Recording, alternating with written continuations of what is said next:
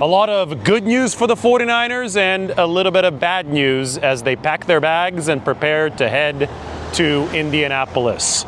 The good news is that they are still on track to return about 5 defensive starters against the Colts, which is a huge deal that is not being talked about nearly enough. Bad news for the 49ers, no Ricky Pearsall. Kyle Shanahan said that he got close, but not close enough to being able to return on Monday night.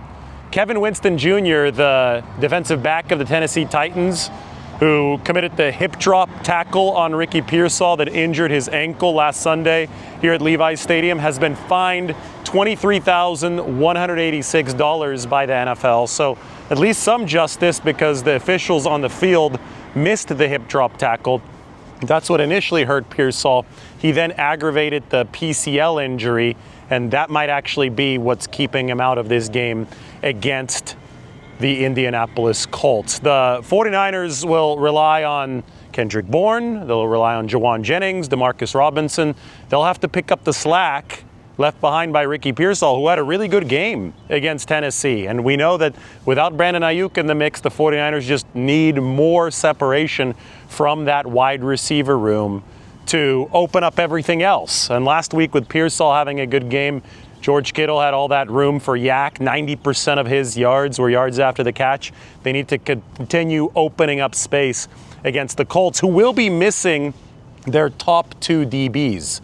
Sauce Gardner is out with a calf injury, and former 49er Charvarius Ward is out with his 3rd concussion. So that matchup between the 49ers receivers and the Colts secondary is going to be featuring some second-string players. Speaking of cornerback injuries, Renardo Green is out of this game. He was in that blue non-contact jersey, and I showed you the video of him at practice yesterday.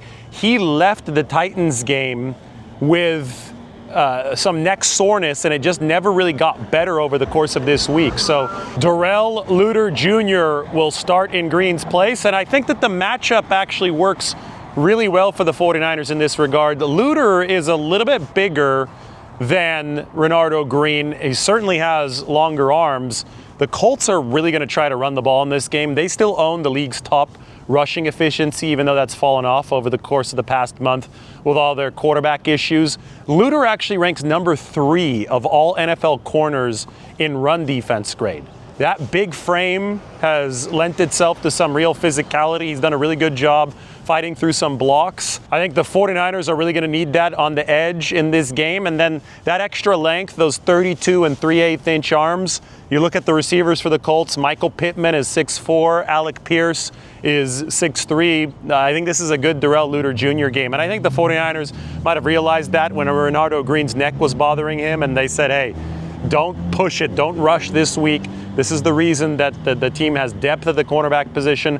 Luter has already played a good 80 or 90 snaps for San Francisco this year, and he's going to be relied upon in this game against Indianapolis. The 49ers returns on that defensive side of the ball. Sam Okawanu, defensive lineman, coming back from a high ankle sprain. Tatum Bethune, Mike linebacker, coming back from a high ankle sprain as well. So he's going to slot right in for Curtis Robinson, the 3rd stringer, who had been taking snaps at that very important position with the radio in the helmet. There's a chance that Yetur Gross-Matos is back. In fact, I would say it's a very good chance. I talked with Yetur very briefly in the locker room today, but he's feeling very good. Kyle Shanahan said that the decision on him would come Monday. 49ers play at, I think it's 8:15 p.m. Eastern time Monday. So long day on Monday for the 49ers to be able to make a final call on Yetur Gross-Matos, but he's responded really well over the course of the past 2 weeks. Even got 2 practices in this week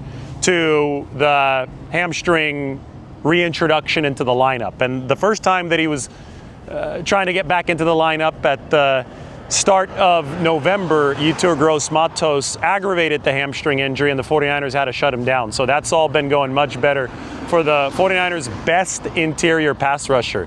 That can really give the defense a nice boost if they can get Yetur Gross-Matos back out on the football field. And then, of course, there's Eric Kendricks, who has been conditioning for the 49ers. They gave him a lot this week to see if his body could handle it. I asked Kyle Shanahan about Kendricks, and he said that he responded very well to this week, and I think there's an on-zero chance that the 49ers go ahead and activate Eric Kendricks or elevate him from the practice squad, and maybe he can give them some Sam linebacker snaps, because Nick Martin, the rookie linebacker, they placed him on injured reserve. He was not getting over the concussion symptoms, and he's been in the protocol ever since the Browns game. So Martin, who had been getting some snaps at Sam linebacker, a weakness position for the 49ers, they've got Luke Gifford in on that spot. Maybe Eric Kendricks can fill in where Martin was trying to pick up some slack, and I think that would be a good starting spot for Eric Kendricks, who has been giving the 49ers the needed veteran presence with Fred Warner out in that linebacker room. What's it been like to have a vet like Kendricks added into the room? Amazing. I was telling Kendricks, I used to play with him on Madden, him and Harrison Smith. But he's been a great help, especially when Fred being out the meeting room and him rehabbing. So he'll just come to us and little things that he see. He'll tell us about it, like tight ends and how they get in their stance. So I'm just glad he's here. He's a great guy to be around, and he's been helping out a lot. Has the teaching kind of had to go both ways? He's a vet, obviously, has a lot of knowledge, but he has to pick up the playbook. Have you been helping him with that? I asked him out, like, Ray, you've been in the league for quite a time, and do you just come in already knowing the plays, or is?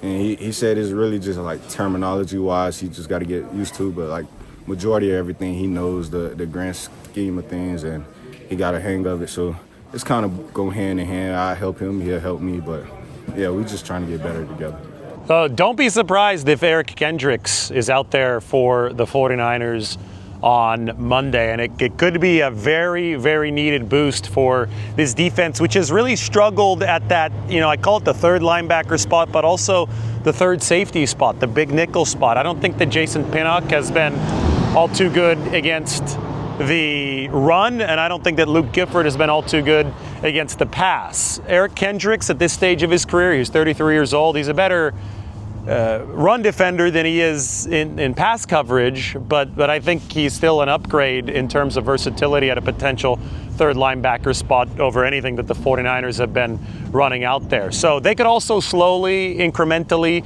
work him into the lineup, and they've got 3 practice squad elevations to use. I think the moment that Eric Kendricks starts turning into a regular down-in, down-out contributor is when they're going to have to promote him full-time to the 53-man roster. I think there's probably a tacit agreement between the 49ers and Kendricks on that.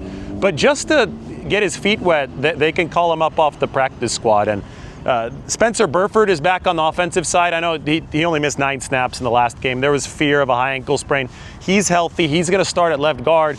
That's big from a roster construction standpoint on Monday, because you're not going to have to use a call-up on somebody like Nick Zakelj to back up the center position or back up the guard position if Burford's good to go. If you don't have to use one of your 2 call-ups, you could definitely use one on Eric Kendricks just to dabble with what he might be able to bring the linebacker position. So that's how the 49ers have set things up for this game against the Indianapolis Colts.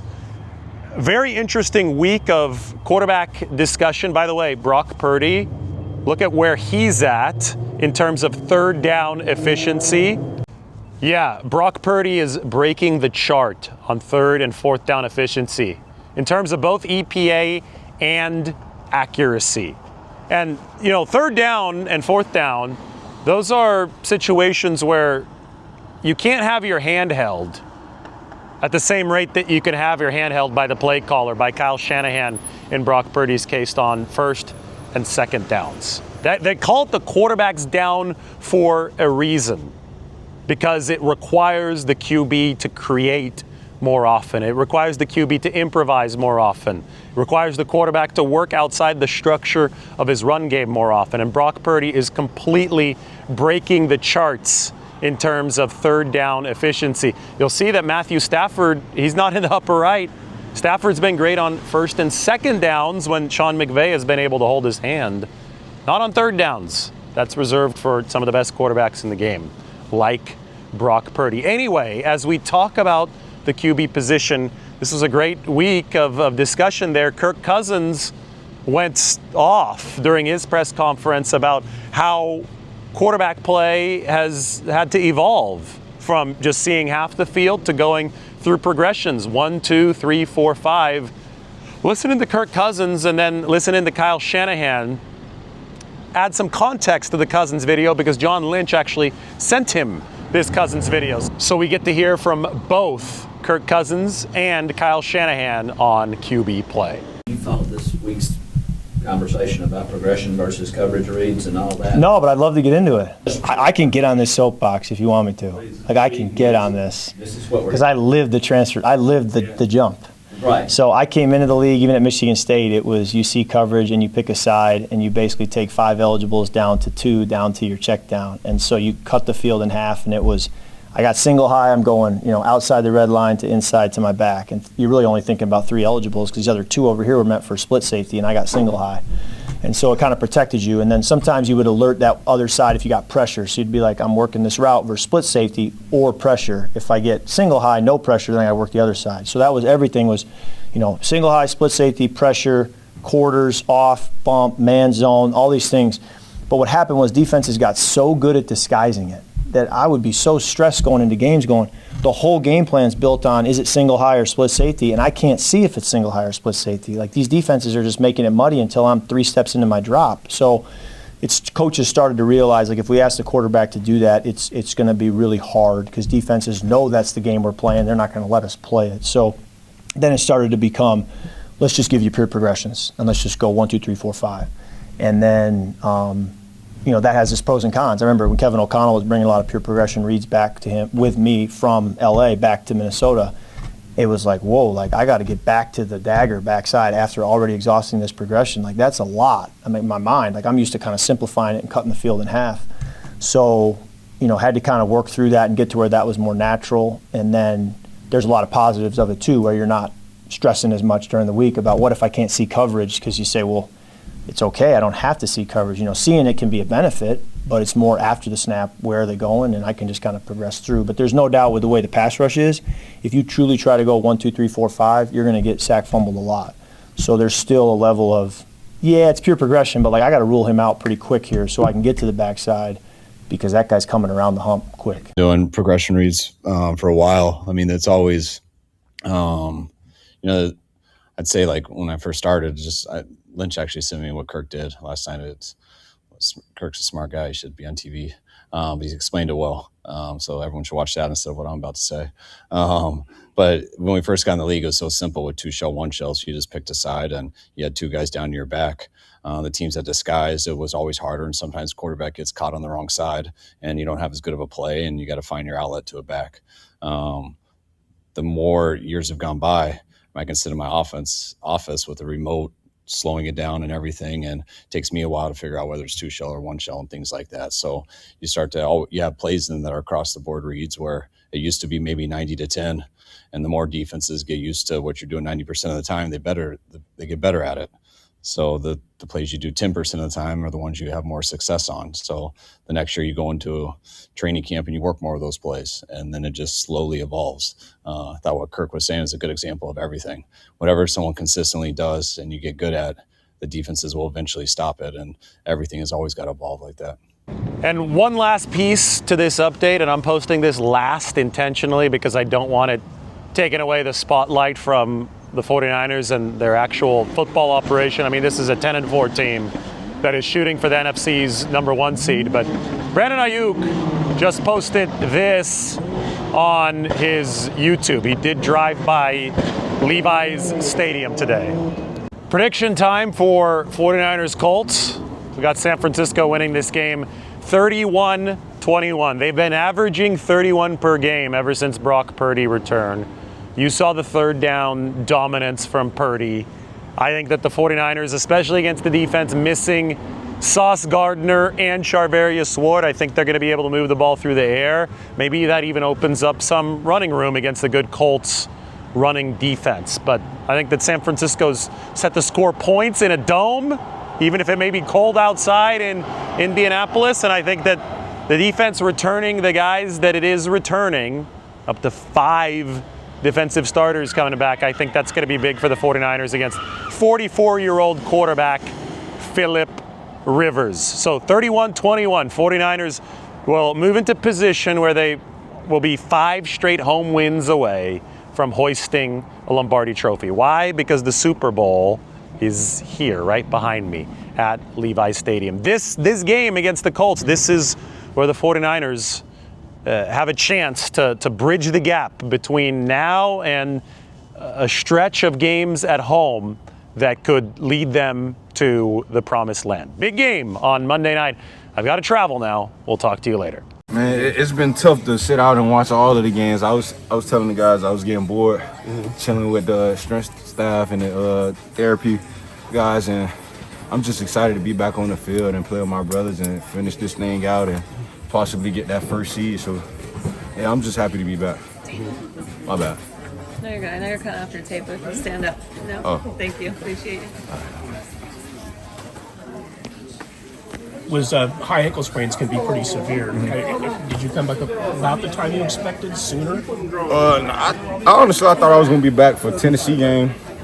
I was really pushing for it, but it wasn't the right time. But I definitely feel good now. I'm able to go, so it turned out perfect. So yeah.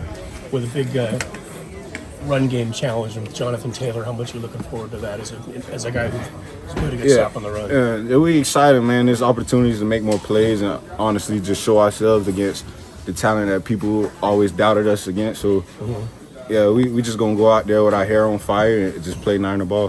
What's it been like to have a vet like Kendricks added into the room? Amazing. I was telling Kendricks, I used to play with him on Madden, him and Harrison Smith. But, he's been a great help, especially when Fred being out the meeting room and him rehabbing. So he'll just come to us and little things that he see. He'll tell us about it, like tight ends and how they get in their stance. So I'm just glad he's here. He's a great guy to be around, and he's been helping out a lot. Has the teaching kind of had to go both ways? He's a vet, obviously, has a lot of knowledge, but he has to pick up the playbook. Have you been helping him with that? I asked him out, like, Ray, you've been in the league for quite a time, and do you just come in already knowing the plays, or is? And he said it's really just like terminology-wise, he just got to get used to, but like majority of everything he knows the grand scheme of things, and he got a hang of it. So it's kind of go hand in hand. I help him, he'll help me, but yeah, we're just trying to get better together. What has the conversation been on how to prevent Phillip Rivers to be what he used to be? Man, just like I said, play 9 the ball and just make them. Yeah, just play 9 the ball. Man. We just got to play fast and get those playmakers on the ground. Do you see the challenge similar to Week 7 against Atlanta when Bijan Robinson was coming in and they were going to run roughshod over you guys? Yeah, heavy run teams, we always know what we getting ourselves into, and we know how we need to prepare for it. So like I said, we just got to play physical ball, play fast, and just play with our hair on fire, and I think we'll get the job done. It's not just you returning. There's 3 or 4 other guys on defense returning this week. Is there a renewed sense of energy on that side of the ball? Those guys back at practice this week? we all have that energy just flying around. Even when we was out, I seen it when those guys was on the field. We just come back and we just want to continue to add on to what those guys been doing the last 4 games. And like I said, just play fast. The run defense issues in recent weeks. Mm-hmm. What do you attribute that to? Obviously, you can just kind of watch and sit back and see. Yeah, just sitting back and watching it, I think it was more of like not communication, but a tackling thing. We just got to get better at tackling and just running our feet when we on contact and make sure the guy get fully down. There's a couple times we all seen in the film room, like we're just leaving our feet, trying to get kill shots all the time. We're physical defense, but just getting around that time where we just got to get those guys on the ground and get off the field. Appreciate it. Yeah.